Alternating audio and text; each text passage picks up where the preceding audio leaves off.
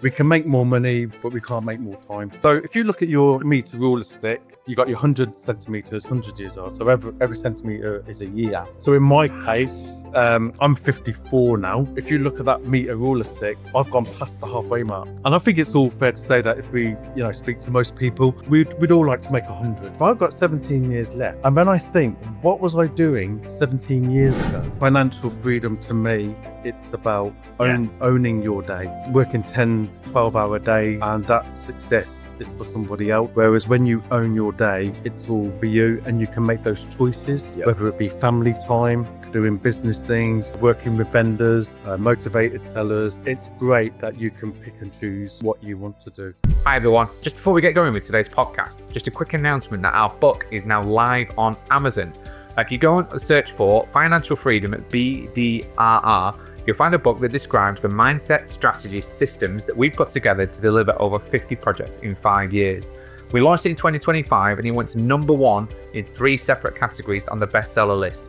So hopefully you'll find some real good value out of it. And just one more time, Financial Freedom, BDRR on Amazon. Yeah, the BDR evolution is changing the game. Well, that's the full title. If you want to be picky. Yeah, go and find it.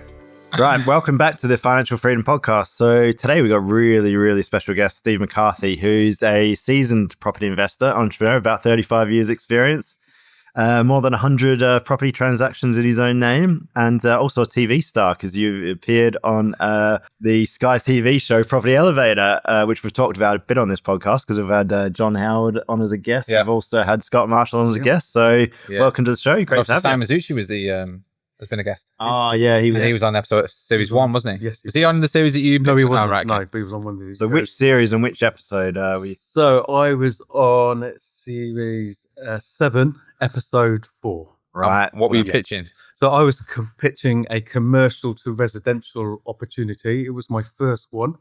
It was down in the New Forest. All right. Yeah. So Nice the part of the world. A lovely part of the world. So me and my family, we go down the New Forest quite a lot for weekends away and things like that. And I've always said to my wife, I would love to get something down here. Obviously prices are sky high and everything. I mean, I came across this commercial unit and it'd been on the market for a while, and I was sort of scratching my head thinking, why hasn't anybody gone for this? It's looking at it, it looks like a fantastic deal, and why is there nobody in the frame? So did a bit of due diligence and still scratching my head thinking, there must be something wrong with it. So then I had the opportunity to appear on Property Elevator, and I wanted the confirmation at the outset as to whether it was a good deal. I didn't want to get the deal and then 6 months down the line find out there was all So that was the main reason for going on the show, was just to get the confirmation. And obviously with the angels in front of you, they were able to decide whether it would be a good deal or not. What I wasn't expecting was for every angel to make an offer. And apparently that was the first time in the show's history that every angel made an offer. So that was. And did you do the deal? Yes, did do the deal with John Howard. Right. So it was a very difficult decision because they all wanted a piece of the pie. So me and John worked on that project. So it was something that I wanted to do under permitted development. So to change it into 7 apartments. Yeah. John came on board and scrapped that idea completely, knocked the whole thing down, get planning permission, and let's do some townhouses. Right. And I'm thinking, no, that's way too much for me kind of thing. But we actually went ahead and did it, got the planning permission, got the uplift in the value, and then we sold it on to a local developer. All right, nice. So we didn't get our hands dirty. We didn't have any sleepless nights. Paper uplift. Right. Yeah, got in, got out. Planning uplift. Yeah, it's good strategy. So that was a real good strategy. So at the time when John came in, I wasn't too sure, because I had my mind set on the permitted development route, but it turned out to be the right way to go. No, fair. I love that. I love a paper deal.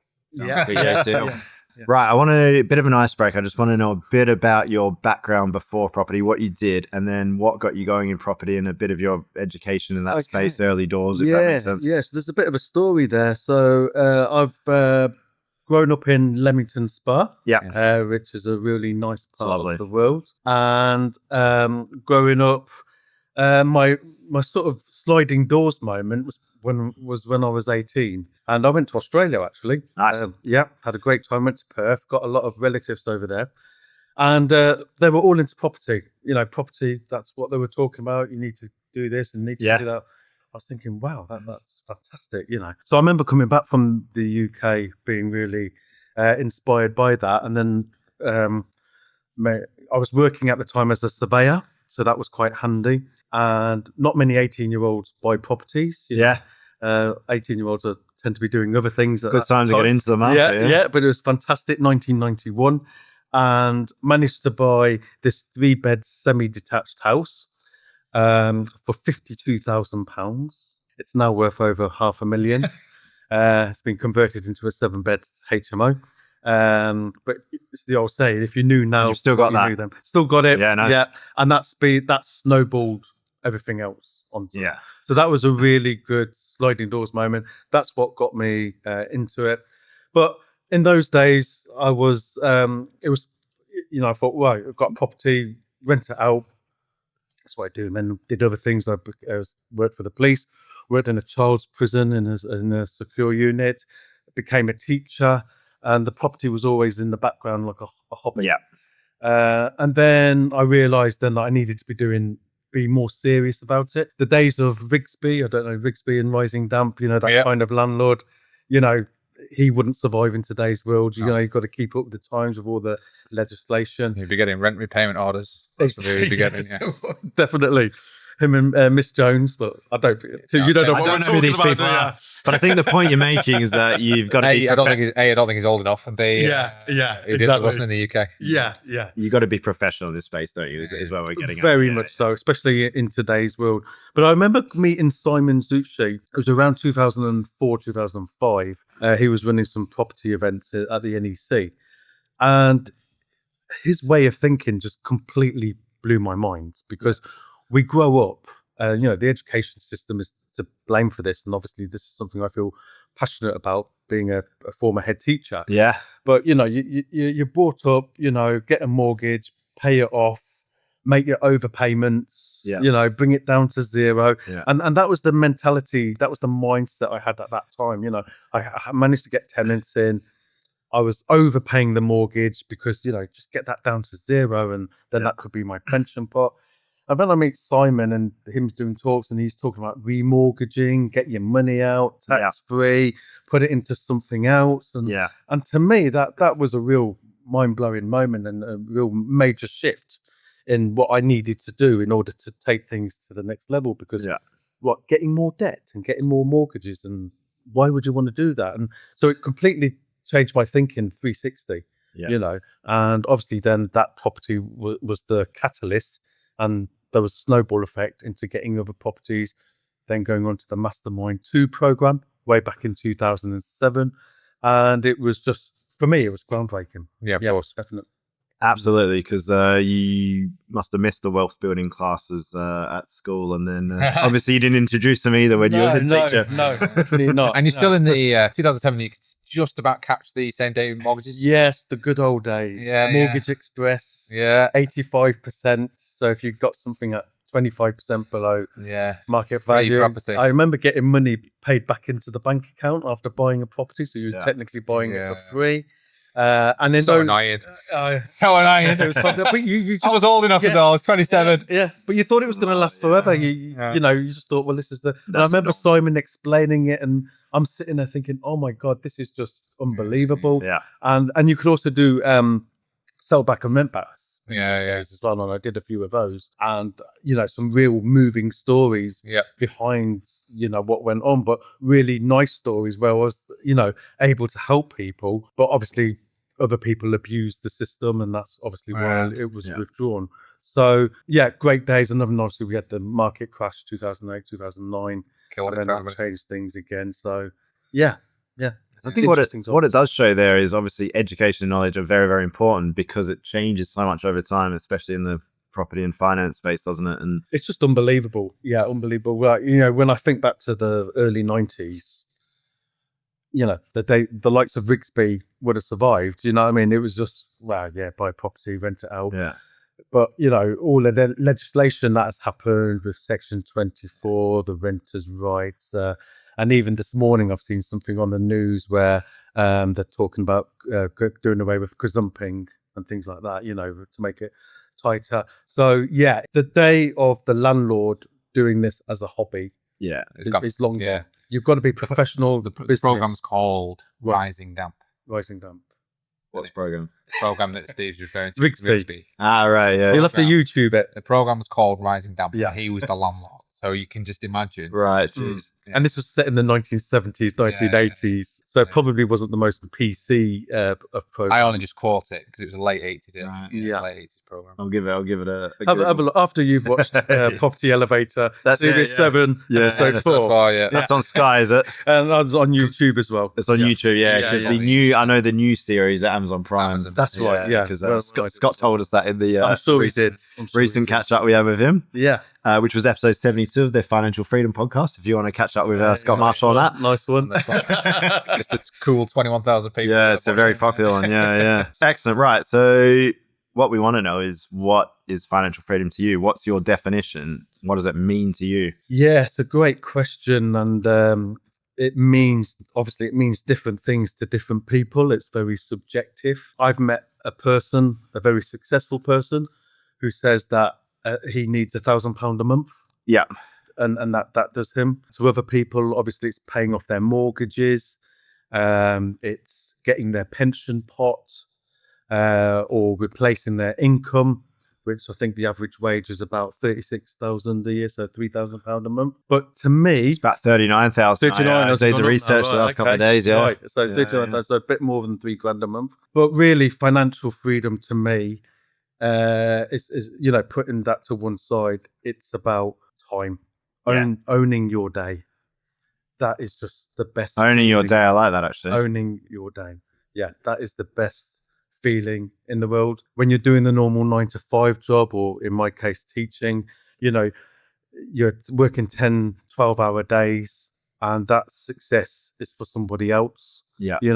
Whereas when you own your day, it's all for you, and you can make those choices, whether it be family time, time with the wife, doing business things, relating to or dealing with tenants, working with vendors, motivated sellers. It's great that you can pick and choose what you want to do. And as you know, life is very short. Yeah. None of us knows what's around the corner. I'm going to get a bit deep here. Yeah. But I think it's quite powerful. One of the most interesting things I've seen, and I'll try and explain this, especially for those people that are listening, a bit like snooker on the radio, but if you've got a meter ruler stick, okay, so a normal meter ruler stick, and you've got 100 centimeters that make that meter. Yeah. Okay. And I think it's all fair to say that if we, speak to most people, we'd all like to make 100.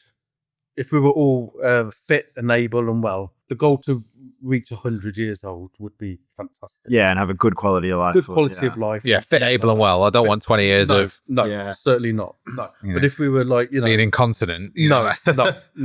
But, that I think that's everyone's goal. If we could get to 100, fit and able, well-being, and everything like that. So if you look at your meter ruler stick, you got your 100 centimeters, 100 years old. So every centimeter is a year.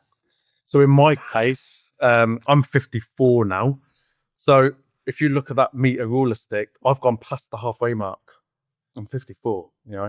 Now, if you take the average age of a man in the UK to live, I think it's 79. Okay. Yeah. So I've only got 54 to 79 on that meter ruler stick. Hopefully I'll get to 100, but let's say we get to 79. So that's 25 years. Okay. I'm going to sleep a third of those 25 years, because that's what we do, 8 hours a day. So that brings it down to 17 years. So I've got 17 years left. Okay. Now, what takes it even more, if we go just deeper a little bit more, if I've got 17 years left, and when I think, what was I doing 17 years ago? Well, that was back in 2009. Yeah. Now, I got married in 2009, and that only seemed like yesterday. So time, I suppose the whole meaning of this, without getting deflected, is time is so important. It is just so valuable. we can make more money, we can do, but we can't make more time. We've got what we've got. And how you use that time, how isn't you it? use that time, utilize it to the full. And I think as you get older, you appreciate the smaller things in life, just the simple things like going out for a walk, going for a nice meal, things like that. Whereas when you're younger, you don't think about it. And again, on a personal level, I've lost 5 very good friends, close people in the last 2 years, all in their 50s. That gets you thinking, and it makes you take stock of your life. So to be in the position that I'm in now, I feel very fortunate. I appreciate it, and I want to make sure that if I get to the average age, that I utilize that 17 years, but hopefully I'm going to get to 100 by looking after myself and doing the right things.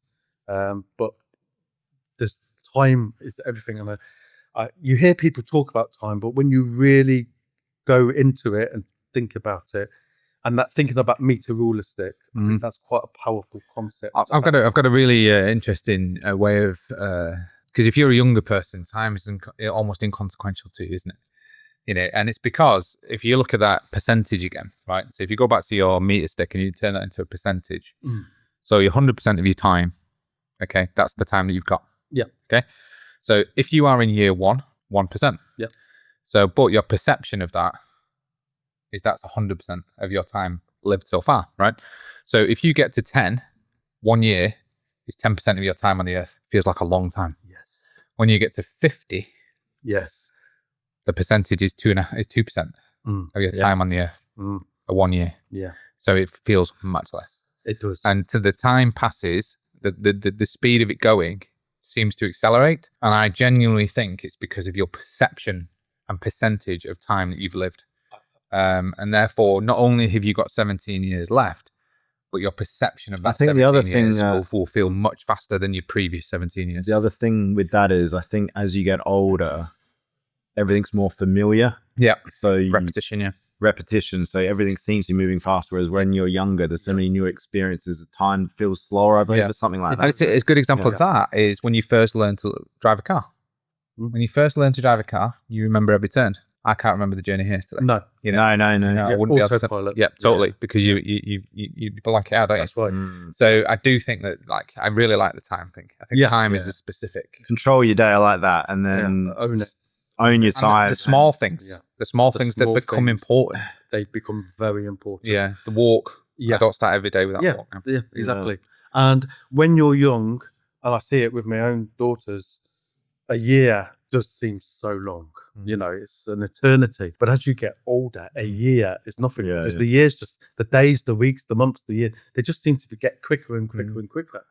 So, you feel like you're getting to that 79 age. Yeah. Especially as a business owner, because you're thinking months. Yeah. You're thinking days. You're thinking, oh, well, this month I've got to do all of these things. I've got to pay people on this day. I've got to generate the invoice on this day. And that time passes so quickly between those two milestones. Yeah, it's a good one. Yeah, time is everything. So going back to your question, because I feel like we've gone down a side street in some ways, but time is just so important, and taking stock of things, of your successes as well. Big, small, reflecting, and that's something that's very important, and appreciating the moment, because we're always making plans for a month's time or the next holiday or Christmas or birthdays, whatever, but actually appreciating what you have now, because that might not always be the case. Do you know, my most commented on reel that we've made out of this whole podcast was one that we did recently. And the reel was me just saying, don't set 5-year plans anymore. Yeah. Because I don't want to think that far in advance. That, as I say, I know I'm heading towards a goal in the future, but the problem was, A, a 5-year plan had stressed me out, and B, my 5-year plan 5 years ago looks nothing like today. So I didn't feel the value in doing that. Whereas you can look ahead 1 to 2 years, or maybe even a year, or maybe even a month or a quarter. But I think sometimes 5 years too far ahead, isn't it? Yeah, I think so. Yeah. Really like that. Right. So financial freedom, where do you think you are on your definition? And what strategies have you used to achieve that financial freedom? Right. Okay. So obviously, because I've given the 9-to-5 job, property has got me to where I am today, and has given me the lifestyle that I have. Then I feel blessed and feel fortunate, and appreciate where I am, Yeah. and all that hard work, all the ups and downs has got me to where I am today. I often joked that when I was a head teacher, I was working with children Monday to Friday, and I'd be spending Saturdays and Sundays with tenants. And I don't know what was easier, working with children or working with tenants. Because it just brings up so many different different complexities and Yes. and situations. So that's what I really appreciate today. But sorry, what was the second part of the question? Where are you on the journey? No, Do you so- consider yourself financially free as of today? I suppose I do, yes, because I haven't got the 9 to 5 job. I can do what I want. I've got the time, which is what we've spoken about, and I can live a nice life for myself and for my family. And I've got ownership and I've got control. So the strategies, I think, is very interesting because if there's lots of strategies within property, as you well know, and every strategy seems to have their flavour of the month. So obviously, I've been in property for 35 years. I've seen single lets, I've seen HMOs, same day remortgages, sale and rent backs, Airbnb, service accommodation. A few years ago, that seemed to be the holy grail. At the moment, it seems to be supported living. Obviously, you've got lease options, which wasn't that apparent when I was doing Mastermind 2 back in 2007, but it seems to have come to the attention today. So there's just numerous strategies, and I'm sure in a year or two's time, there'll be another strategy that will be hitting the market, and everybody will be looking for that golden nugget and get rich overnight kind of thing. But I think what is important in regards to strategies is not focusing on one particular one, because obviously, let's take lease options, for example. Lease options are great if they're worked in a certain scenario, in a certain situation. Well, lease option is a contract form, so it needs to be used as a contract in of course in a certain environment. But you can't use it if somebody needs the money now. Let's say, for example, if they're selling their house, they need those funds in order for them to get the next house. So if that's the only tool you've got in the toolbox, I don't think you're going to be of benefit to many people. So I think my message is you've got to know enough about each of the strategies that are going on, and there is a lot to know. And then when you're face to face with a motivated seller or with the vendor, it's about listening to their situation and to their scenario and to what is important to them. So it's not having that, I'm going to do a lease option with Mr. Jones and this is what I'm going to, because the chances are the lease option isn't going to be what he needs. He might need a sale or an assisted sale or something like that. So that is so important. So by having everything in your toolbox, listening to what the vendor wants and what their needs and what is important to them, then you can tailor the needs around them, because one size doesn't fit all.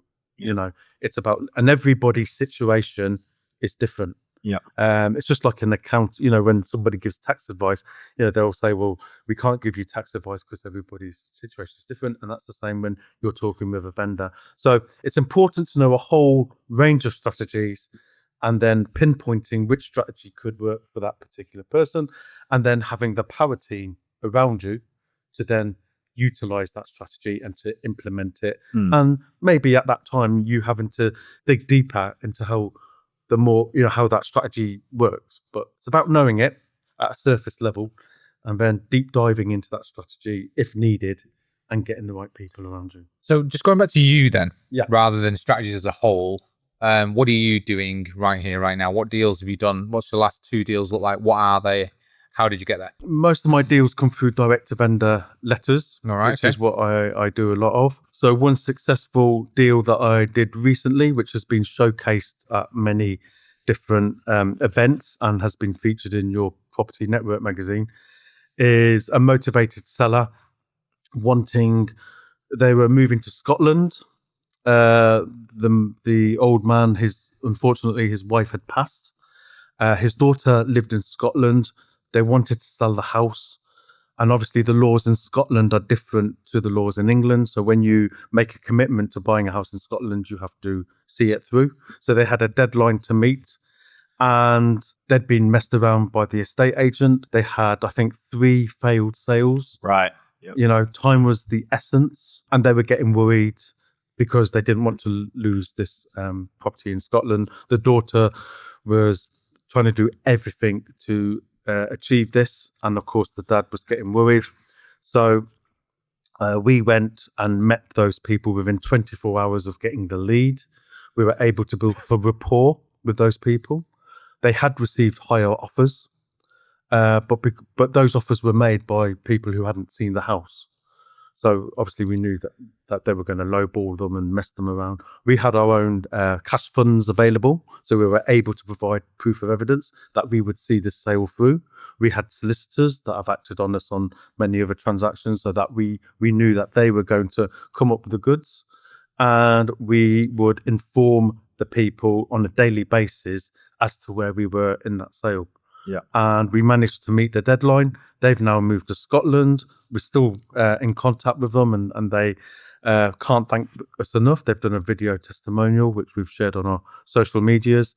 And we've changed that property into serviced accommodation because it's near Alton Towers and the Peak District. So that's been really powerful, not just from a financial point of view, but from the impact of helping other people who were trying to get something done at the 11th hour, and you could see the despair and how nervous they were, and they wanted the speed and certainty, and we were able to deliver that, and a really nice outcome was reached for both them and for us. So it's ended up serviced accommodation. Yes. So you're doing it on a Airbnb, guest? Airbnb, booking.com, yeah. all those kind of things. Okay, platforms. so and how many units is it? 1 unit, 2 units? So it's a house, a 4-bedroom house.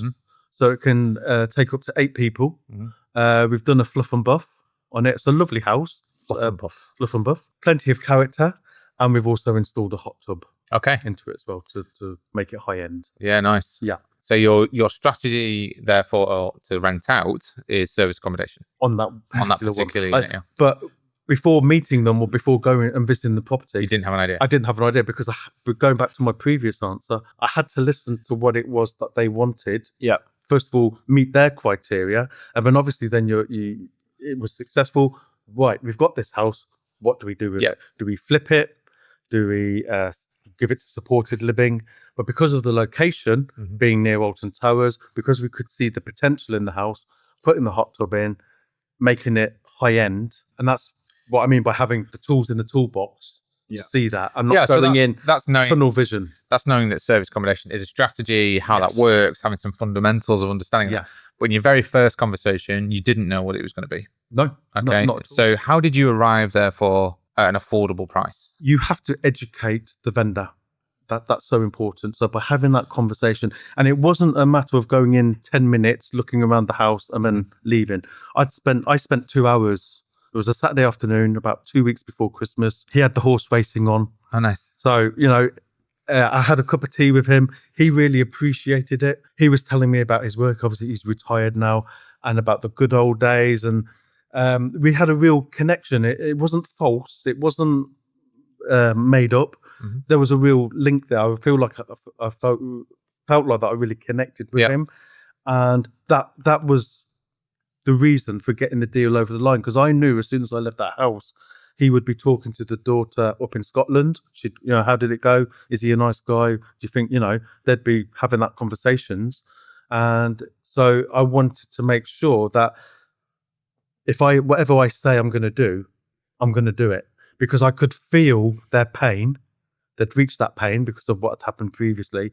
And I could feel that the clock was ticking for them. And he deserved to have his life up in Scotland, to be near his daughter. He'd worked hard all his life, and that's when you can make a difference to somebody else's life and have that impact. It's the best feeling in the world. Yeah, so the whole point of it is a sale shouldn't feel like having to be salesy. No. You are literally solving a problem. Yeah. And I guess from a listener point of view, is you've walked into a property, it's ended up being a service accommodation, but you haven't known at that point what it's going to be. So how do you know how much you can offer at that point? How much do you know? What is the number that you think you can get to at that point?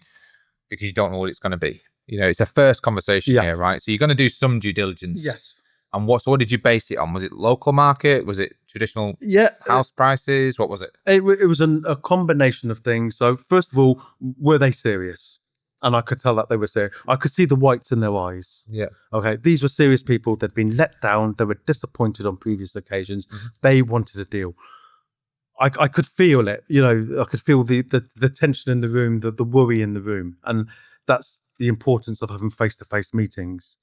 They were dealing directly with me. They're not dealing with a call center, so they're hearing things from the horse's mouth. I was in a position where I can show them my bank statement and I've got X amount pounds in my bank. Yeah. I can make this transfer to my solicitor on Monday. So it was being proactive and showing them that I was different from all the other time wasters and people that are, will buy this, but 3 months later, nothing's happened. Here's my solicitor's details. These are deals that I've done in the past. Yeah. So it's building up that credibility, building up that trust. And if you give me the green light, I will make this deal happen. I think I'm going to restructure my question slightly, because I think what I'm trying to get to is, how did you know what you can physically pay? Do you want to talk numbers? Well, you don't have to give me the exact. Well, you can do, of course you can. It's always beneficial for them. But how did you know what was on the market for, and how much did you? But how did you get to a price that you can pay, regardless of all of the the good things that you've done with the people? It's a lovely house, full of character, but it needed fluff and buff. But it was well looked after. Structurally, it was sound. I could see that from. Do you mean a cosmetic refurb? Is that what you've been? Yeah, sorry. Yeah. Because with a bit of paint, nicely EPC. Yeah, all that kind of stuff. So so it was originally on for 325,000. Okay. They brought it down to 300. Okay. And then they brought it down again to 270. Right. So it's had two price reductions. Yeah. Okay. So it's had two price reductions over a period of time. And this was from a direct to vendor letter that you sent out. Yes. Okay. Yeah. Was that property filter? Yeah. Yep. Okay. Yeah. Property filter.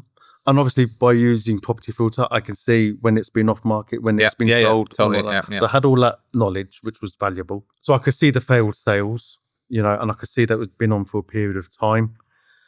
They told me that they had received offers from other people at 240 and 225. So I knew the motivation was there. And they told you that information? They shared that information with us. So again, that connection we had and putting your cards on the table from them and from me was valuable, because we all know that when we're doing negotiation with people, or, people can keep their cards close to their chest. They're not revealing everything. They're not telling you the whole story. And you can pick up on the signs that they're not really motivated. You can tell when someone's not telling you everything. You can. That's why I factor so much on the whites in people's eyes, because that tells you everything. So I could see that they'd been let down. They were disappointed. So they told me that they had their offers of 240 and 225.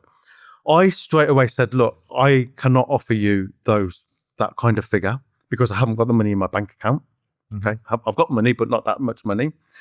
I asked them, have they come to see the property, which they hadn't. So my next question was, well, how can you make an offer on a property if you haven't seen it?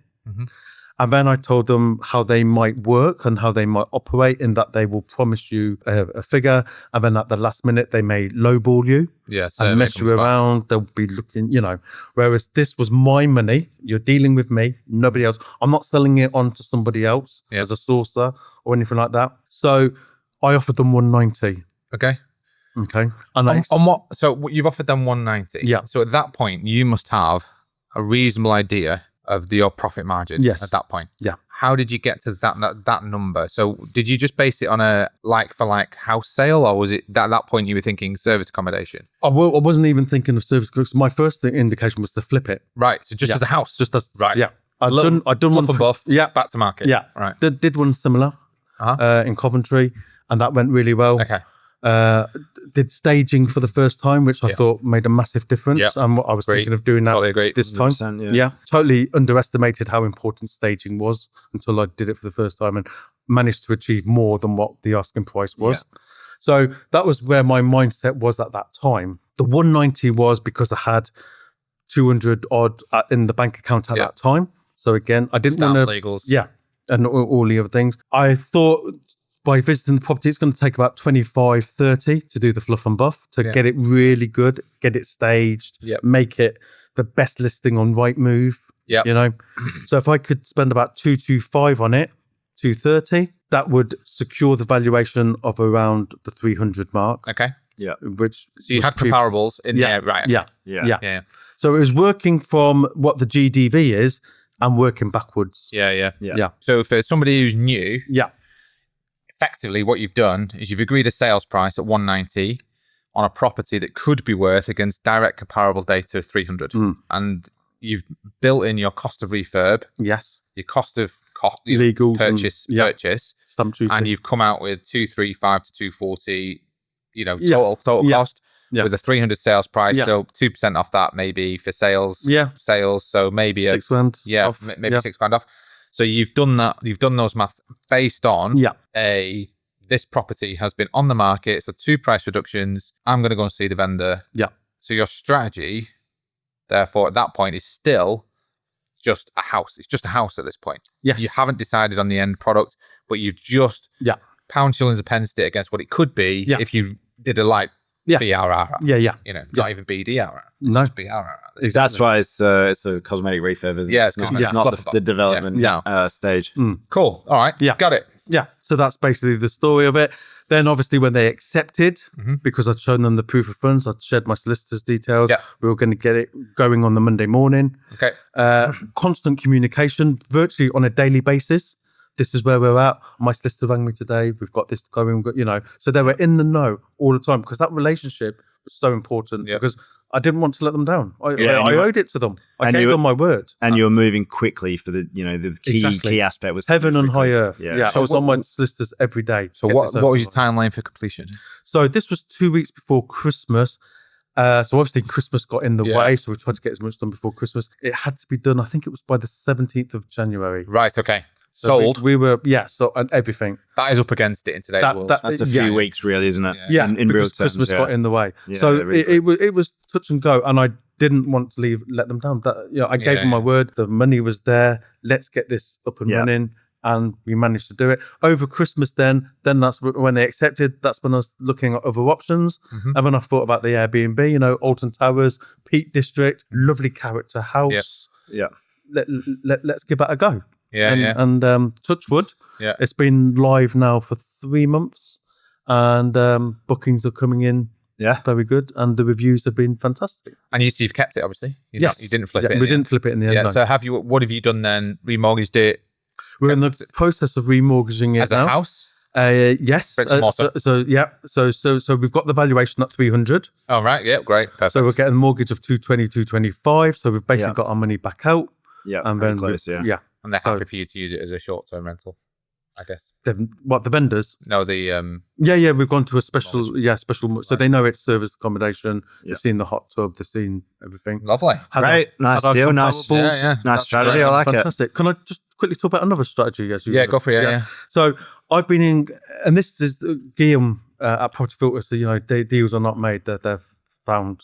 Yep. You've got to work at them. I've been in contact with a vendor since last November. Yep. Okay. And I'm still working with him now. So this reflects on what I was saying earlier about how you've got to educate the vendor, because most people think that when they put the house on the market and it gets sold, the money's coming next week. Yeah. They don't realize that it can take 4 or 5 months. Yeah. So unfortunately, this man was getting divorced. His property was on the market for a very long time. The property was valued at 595, so it's a 4-bed detached house in one of the nice villages outside of Leamington Spa, but it's run down. He was a hoarder. He had a cat, an overweight cat who, let's say, wasn't very well house trained. All right. Okay. So you could smell. Oh no! I'm sure you've been smelling houses. I already know what this smells like. Yeah, even as you're walking up the driveway. It hits you. Yeah. And he was in denial. Unfortunately, he's behind on his mortgage payments. Right. And, isn't in the best place financially. And we've agreed an assisted sale on that. So new kitchen, new bathroom, work needs doing to the roof. We need to give it curb appeal. And you're doing that? Yep, my team is doing that. We haven't got it over the line yet. We're still, there's a few, dotting the I's and crossing the T's. So he's in a caravan, is he? He's still in the house at the moment. The lender, I must admit, have been very, understanding. But the clock is ticking at the same time. So with that as an assisted sale, we've got estate agents in to say what it could be when the work is done. We've explained what the works will be like, and it's obviously we're going to stage it, get it to high end, nice village, right in the middle of nowhere. That deal wouldn't have worked if I'd have bought it because of the stamp duty implications. Then tried to flip it. So we're doing the assisted sale route. We're trying to help him. He hasn't got any plan B. He hasn't got anybody else lined up to take the house. So again, going back to my earlier answer, it's so critical that you listen to the vendor's problems, issues, what it is that's bothering them, and you coming up with the swift solution. So this is a very similar vendor scenario, isn't it? Which is that person has a problem selling. Yes. Because ultimately they had a problem selling because they'd had some deals, they'd had some offers that were supposed to fall out, and they had to be there by the 17th of January because of I've signed this piece of paper in Scotland and I have to complete or lose my deposit. Whereas this person is, I need to sell my house because I'm behind on my mortgages, which could be facing a significant challenge in repossession, even though that takes some time to do so. But they're very similar because they're both time bound, aren't they? At the end of the day, they have to set the clock is ticking. The clock is ticking at this point. So the motivation increases when the clock is ticking. But in this case, then, an assisted sale, for those that don't know, you are not buying this property. No. So it will never be in your name. So what is the form of contract that you've used to secure this? So this is going through solicitors as we speak. So I've got my solicitors, they've got their solicitors. They're in connection with each other. We had to do a head of terms at the beginning, so that it was clearly identified. There's been a bit of toing and froing. So we've had to put some caveats in. So, for example, because he's a hoarder and the house is just full of junk, needs to go. Yeah, but my team won't go in there. They want an empty canvas. They want an empty house. So he needs to get rid of it. Yeah. So I've given him an incentive of £10,000 for him to clear his house. Yeah. Okay. Yeah. That's part of the deal. That's part of the deal. So it's like an option. So he's getting some of the money up front. Yeah. So if that's not an incentive to move. So is the form of contract, are you doing it under a purchase option then? Yes. Yeah. So technically it's an option, isn't it? It's an option. But assisted sale is a great branding. It's great. And I think it's when you're talking to the vendor, if you start talking about options and much easier to you lose them. Sale, But if you talk about assisted sales, I'm going to babysit the property for you. It still remains in your name. I'm going to do the work for you. I'm going to take on all of that risk. And we together are going to get the best value for your house. We just did an assisted sale. We just did one for a HMO that didn't have planning. Okay. They couldn't sell it. I was like, well, we'll sort it out for you and sell it on the market. Great. Perfect. Same scenario. It's a great option as well, wasn't it? Option. As a contract. Yeah. Assisted sale. But assisted sale is the way to sell it. So basically, I'm going to assist you to sell your property. Yes. These are things that are going to happen. I'm not the buyer necessarily. I might buy it. Yeah. But tends to be it'd be somebody else in the market that would it could be me or it could be someone else. That's right. Either way, we'll get the sale for you. But the interesting thing about this, like I said, I met him in November because I remember our first conversation. We were talking about the Ashes, the cricket, and the that's right. Yeah. So that's how we can talk about that more if you want. Well, no, you're okay. You're okay. So we're now in June. So it's 7 months. We're nearly there, but we're not there. So it's taken 7 months to work with him. He's had his head in his hands. He's been in denial. He's hoping the problem won't go away. So we've had to, edge it, at his pace. It's his pace, but also it's a much more technical sale that you're doing. The assisted sale is far more technical than what you're talking about before, which is I'm just going to put cash. Buy it quickly. I'm probably gonna do my searches with an insurance policy. I'm just going to buy it. Buy it. Something you can do within get it 4 weeks. done, That's right. And this again, it's like we talked about before, which I really like, which is your strategies. Fundamentally have to be. So what you've done is your end strategy is a service accommodation, but you didn't know at the time. No. What you're doing is you're basing it on this is how much I can buy it, this is how much I can sell it. They want a quick sale because they have to do it before the 17th of January. Therefore, options off the table, EDCs off the table, standard purchases off the table. All those things are gone, Mr. Vendor. Right. They have gone. They're you're way beyond the time frame for those things. Therefore, you need a cash purchase and you need it before then. That is your only solution technically. Here's my bank statement. I'll do that. We'll instruct it Monday. Here's my offer. But the important thing, easy sale, isn't it? The important thing is that obviously, Steve, you worked out what the motivation was, wasn't it? Yes. It was that quick sale. That was far more important than the price because a lot of investors always think that there's no way they're going to accept that price because it's worth, potentially 300 with a bit of work, obviously. So probably the market value was I don't know, 260 or something like that, say at the yeah, time. Yeah. You They know, put it up for 320 originally. Yeah. But that's the estate agent. So, Yeah, yeah, that was maybe a bit overcooked, but and I think they legitimately they could have Yeah. sold it for say 260, but time was against them. It was. So Like I say, the clock speed was ticking. more important. They had to get to Scotland, and you identify that, and that's why the deal happened in that way. And it's also, being in property, and like you say, you've got to explain every situation to them. And even when I was saying that, look, I can buy your house for 190, but obviously that is below market value. And with the daughter, I was talking to the daughter and saying, this will affect your inheritance, because obviously your dad's, at some point is going to pass away. Obviously, it's a difficult conversation to have.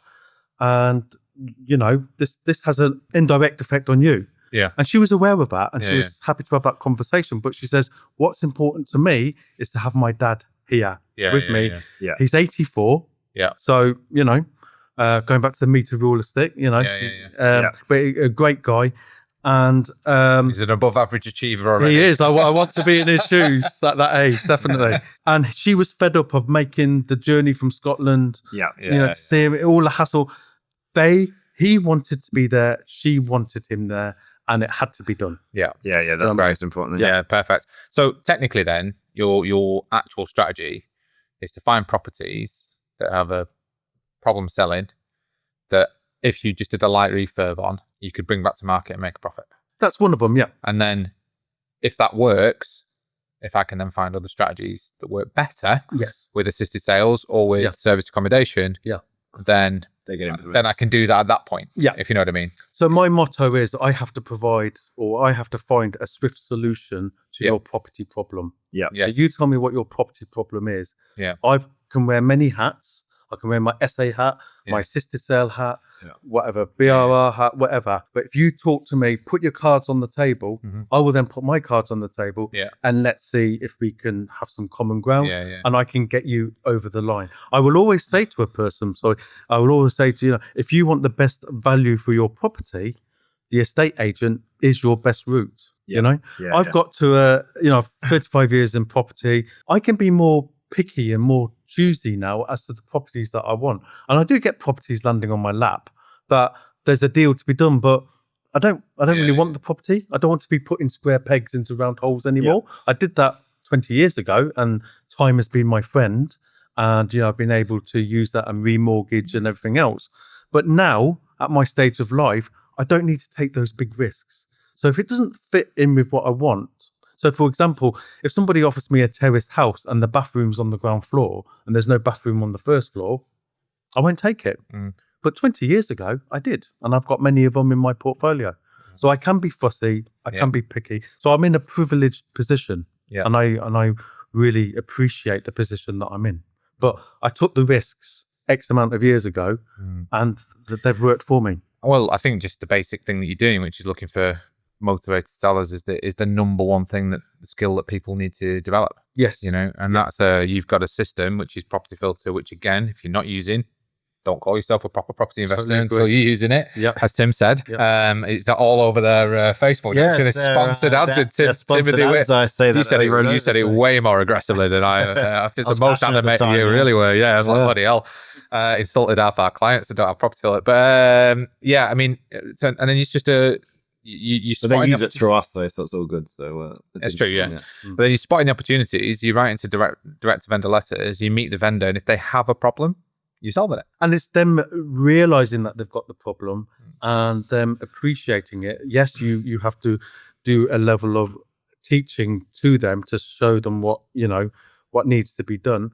And sometimes they'll come on board, and sometimes they'll turn you down. And the difference between those two solutions is if that gentleman had already been given his repossession date, you wouldn't be offering him an assisted sale.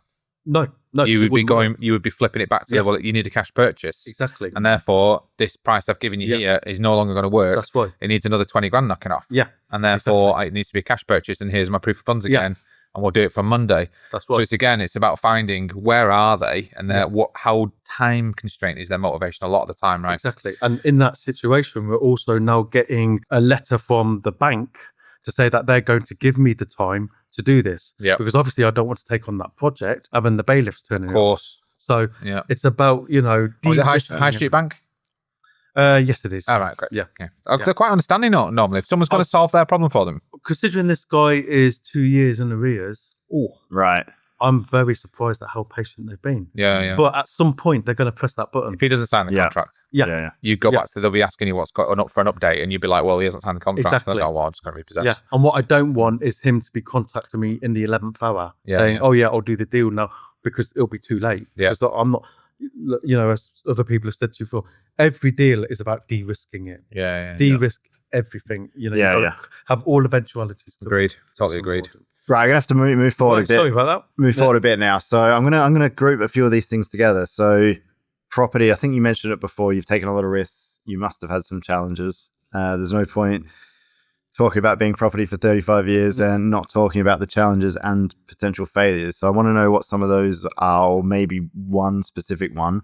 What were your learnings from that?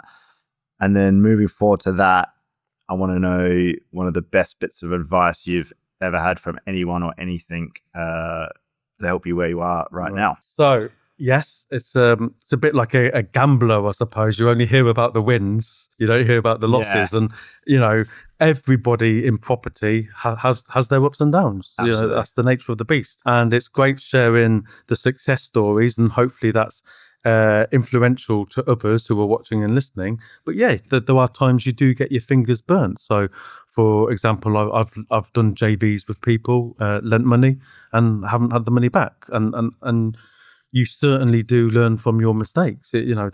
That can hurt.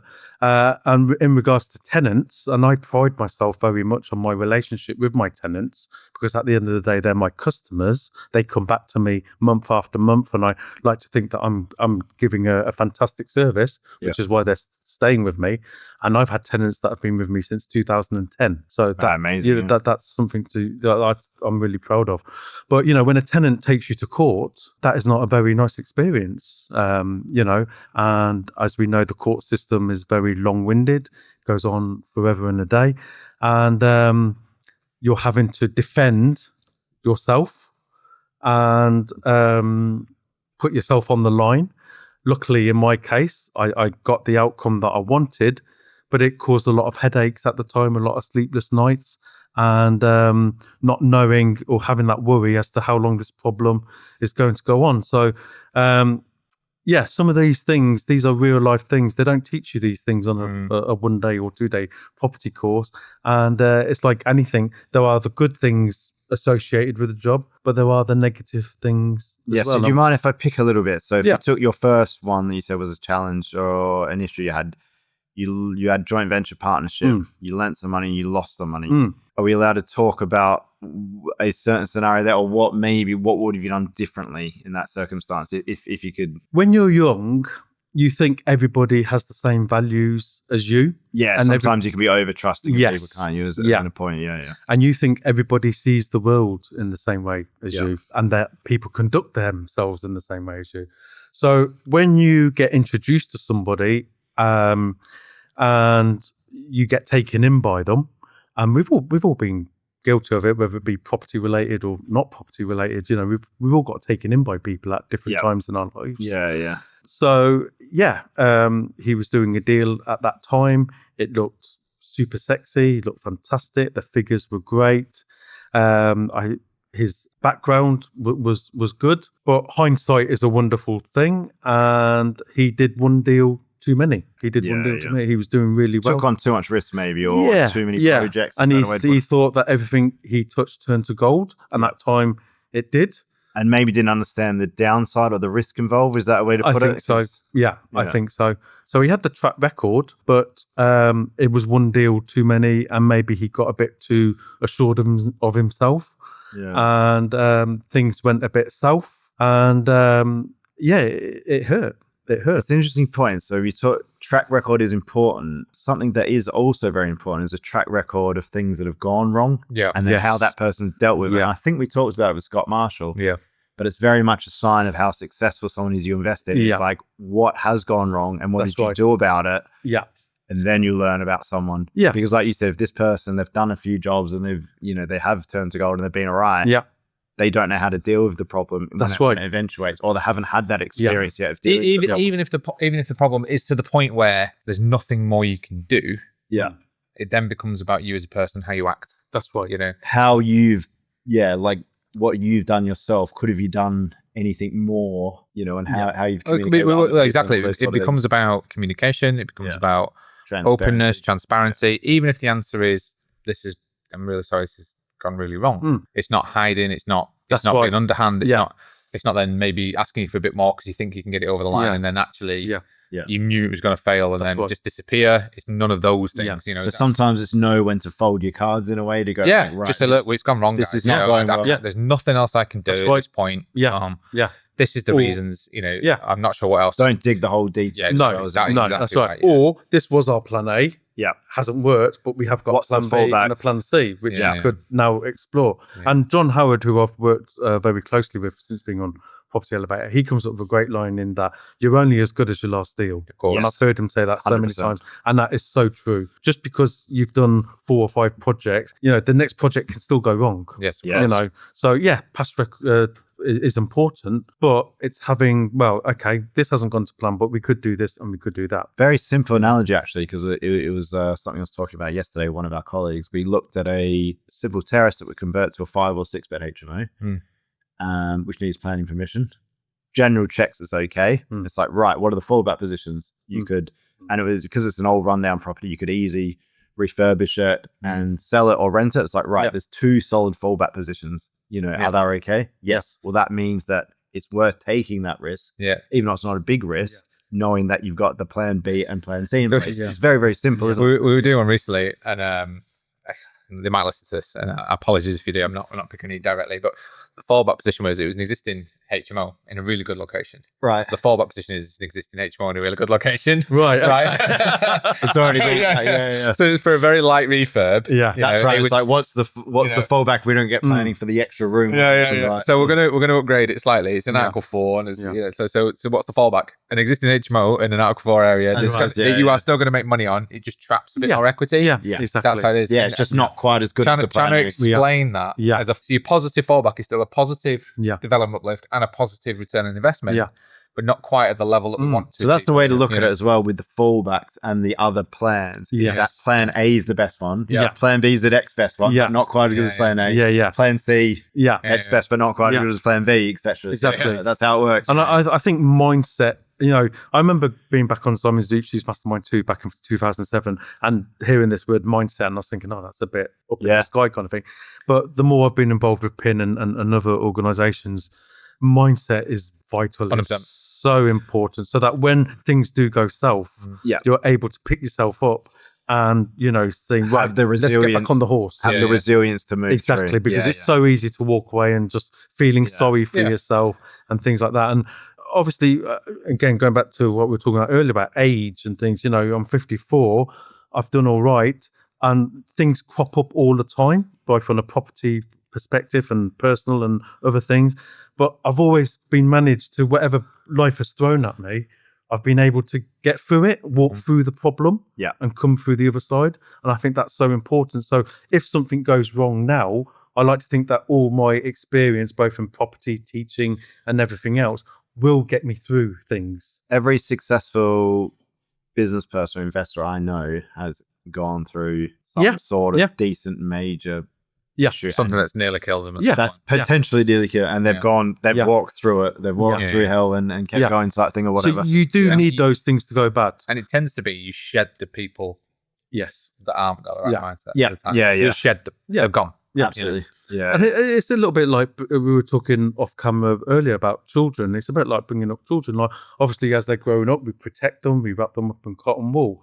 But we have to let go as they're growing older. Yeah. And they've got to find out for themselves that, yes, you are going to get your fingers burnt. Yep. You know, we want the best for our children, obviously. Yeah. But we can't have them going through life. They need to build their own resilience. And like walking like a walk in the park. Things go up, things go down, and you know, and sometimes we have to let them have their fingers burnt in order for them to learn something.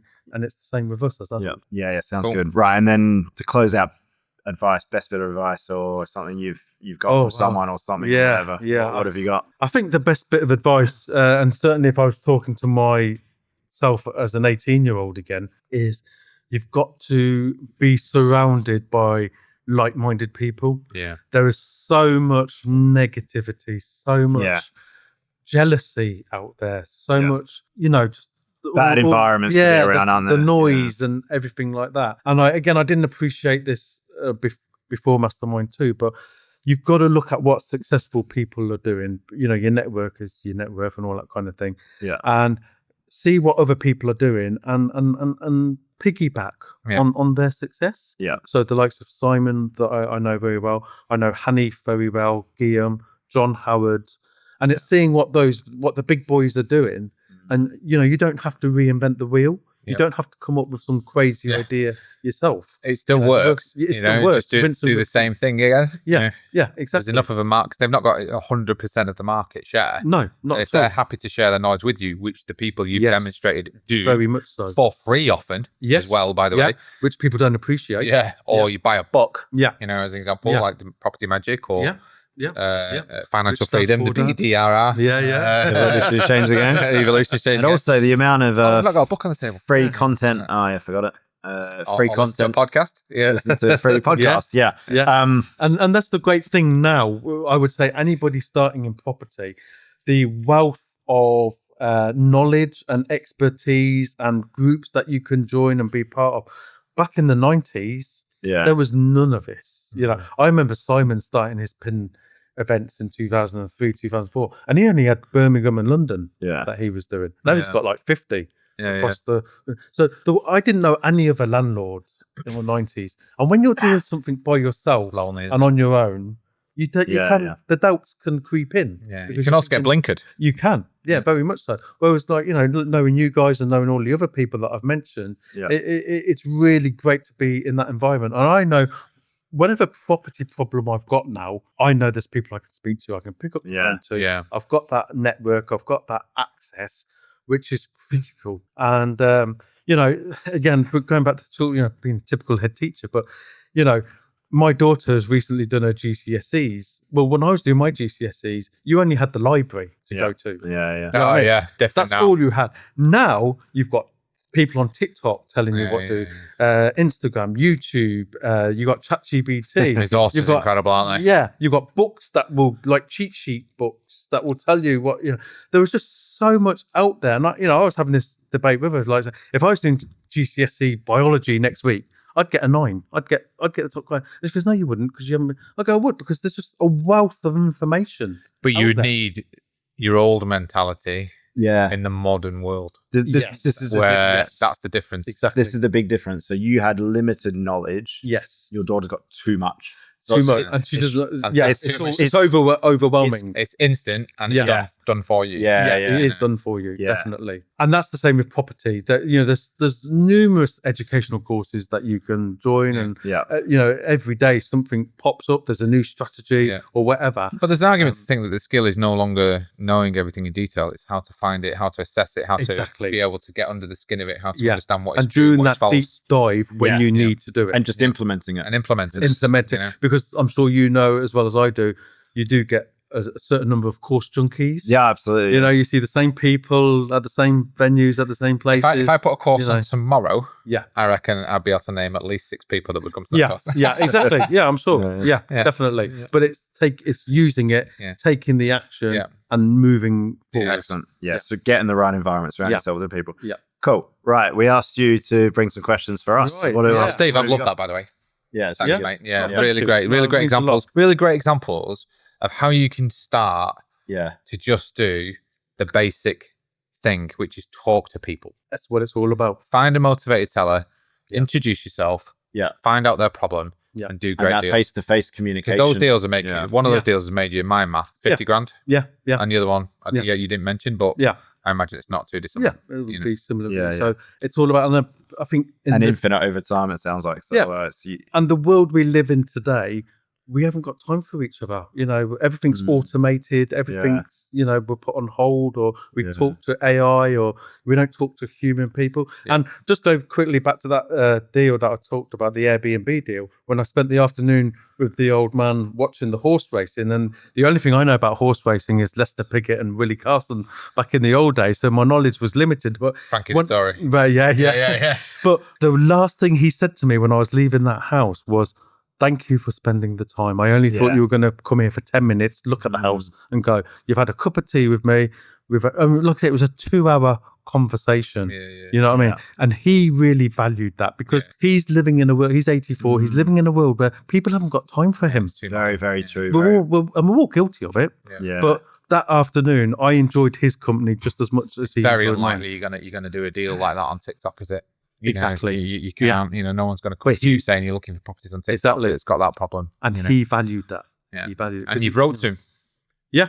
Yeah. Old school. Yeah. Right? It works. It really works. Old school. Direct letter. And this is me. This is what I do. And I can see that it's been on the market for a while. Yeah. So I suppose my question to you guys is, you've obviously done very well for yourselves in what you do. And obviously with the podcast that you do, you've spoken to a lot of successful people.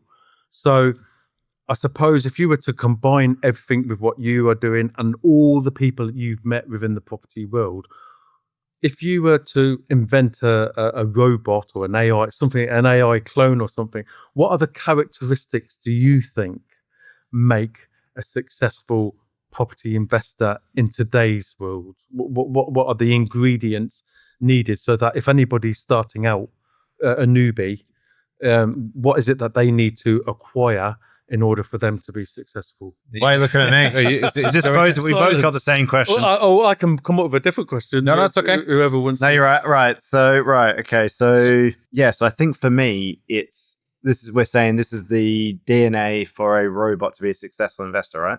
Yeah, that kind of thing. If we could invent a person. There's a few ingredients that have to come together in my eyes. So you touched on it a little bit before. There are people that are course junkies. So what are they missing? They're missing implementation or action taking as an example. So, and they might be missing maybe the relationship aspect. So I think you do need knowledge and education in the investor space because there's a lot, and it's changing all the time. There's lots to know, and it's very complex. It's easy to make mistakes. So it's very, very important to get education knowledge. So I'm not saying don't do it. But you have to add in other ingredients with that as well. So you have to build relationships with people, surround yourself with the right people, have people build teams that you can work with and be in a good environment, all those sort of things. Very, very important. And then on top of that, it's literally just getting shit done and taking action and doing it consistently and then pushing through the challenges that happen. All those ingredients, from what I can tell, everyone that's successful in this space has those ingredients combined together all of the time. When you're missing one of those ingredients, so if you just don't have the persistence, you're going to fail. Or literally you're doing all these things, but your knowledge isn't there, you're going to fail. If you don't build relationships with people, whether it's vendors, other people you work with or whatever, you're going to fail. One of those ingredients lacking, I believe that the whole thing falls down. The whole thing could fall down, definitely. It's like the House of Cards type thing. You take that one out, it falls down. So that's my that's my answer on that. I think it's well, there's two parts to this. Number one is you need to do the boring things repeatedly. Right. And not get distracted by shiny pennies, right? So which is very, very easy because you mentioned there's so many different strategies. But ultimately there's 4 walls and a roof. And what I really liked about the talk we had there was I didn't go in necessarily knowing what it was going to be at the end. You didn't know it was going to be assisted sale. You didn't know it was going to be a service accommodation unit, even though those are solid strategies. Now, if you're doing development like we do quite consistently, then I would limit the number of strategies that you might be able to employ, because if you're going to do something where you change of use, it's going to be big, it's going to be HMO, or it's going to be blocks of flats, then you need to really get to know your numbers. Your numbers are the most important thing. So your build costs, your exit plans, your finance costs, all that kind of stuff. You've got to get to know your numbers. It's much more technical. What you've done, which I love, is you focused on the landlord level deals, which is it's a house that I put into service accommodation, right? So what I need to know at that point is I need to know how to find a motivated seller. And you made it really clear. You write to people whose properties have been on the market that you've identified via property filter. And I write to them to say, would you be interested in selling me your property? When I say it's no more complex than that, one of your big 3 risks is getting the deal price in the first place, right?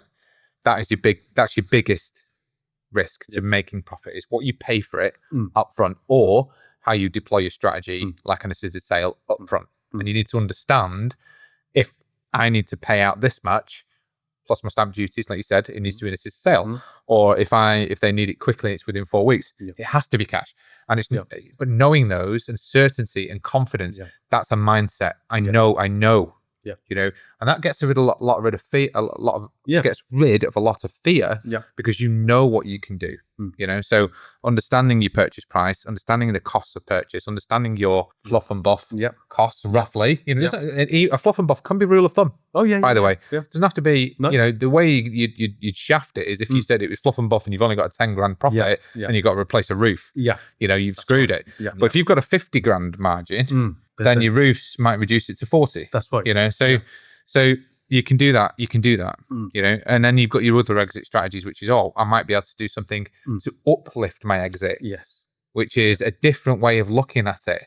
Because if you're looking at your exit strategies and you think, which is the thing you do at the front end, by the way, and you're thinking my exit strategy is, if I don't get my premium exit strategy, my service accommodation, then I'm not going to make any money. Then don't do that deal. You know, because if it doesn't work as SA and you're not going to make money, or it doesn't, or you don't get planning for HMO, you wouldn't do your deal. No. You wouldn't do it. So that's the key thing, really, is how to find really good motivated sellers and how to talk to them. And that's, again, it's a mindset thing. That's a property education thing. That's a going doing a mastermind. That's a going doing a pin thing, or you know, other property trainers are available. But then the big 3 risks are how to do the deal, which you've eloquently talked about. Then it's your middle bit, which is how you're going to deliver it. It's your fluff and buff or your BDRR, depending on which way you're going. And if you are doing BDRR, I would recommend further education more than the fluff and buff. Without further education, which is maybe a book or something like that. And the third one is how you're going to finance your project. You know, how you're going to finance your deal. They're the big 3 risks. Because your finance costs can extract all your equity. Without a doubt. All of it. If you don't get that right. You don't get that right. And that's why I think, and I do see it with other investors, they are trying to fit square pegs into round holes. And that's a very dangerous area to get into. If it doesn't work, it doesn't work. Don't try and make it work. You can't force it. And it is difficult because sometimes when you get emotionally attached to a deal and you've spent a lot of time working on the deal, you don't want to walk away. But sometimes your best deals are the deals that you don't. Well, and this comes back to doing the boring things repeatedly, right? And sales is a process, right? So when you're doing your lettering, your direct to vendor lettering, that's marketing. Sales is when you start the process, when you get a response. That's your sales process. And let's say you broke it into 2 or 3 simple steps, just simple. First step is your first call. You know, if it doesn't go further than that, you're going to have maybe 100 of them. Let's say you send out 1,000 letters. You're not going to get 100. Are you? Let's say 10,000 letters for 100 calls, something like that, right?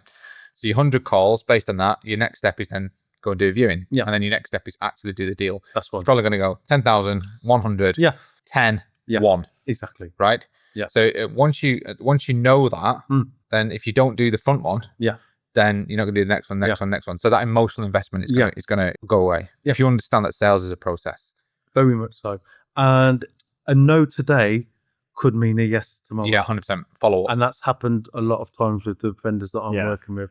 You know, until they reach that pain point, and it's not to be taken personally. And I've heard people say that as well. Well, you know, I've met 20 people and they've said 20 no's. Well, so what? The 21st person might say a yes, or it might be a no today, but in 3 months' time, it might be a yes. And it's good. It's good to set that up from the start. Actually, it's like, look, the outcome of this conversation could very much be, we can't reach an agreement today. That's right, and that's absolutely fine. By the way, as long as we are open with each other, circumstances might not be there, and I'll stay in touch because you know, if anything changes, that's fine. You know, and that's good because most of our deals are in the follow up. Right? Without a doubt. You know, like your assisted sale you talked about, 7 months. I'd still say that's a follow up process. Yeah, it is because he hasn't signed yet. No, we haven't got it over the line. I think we will.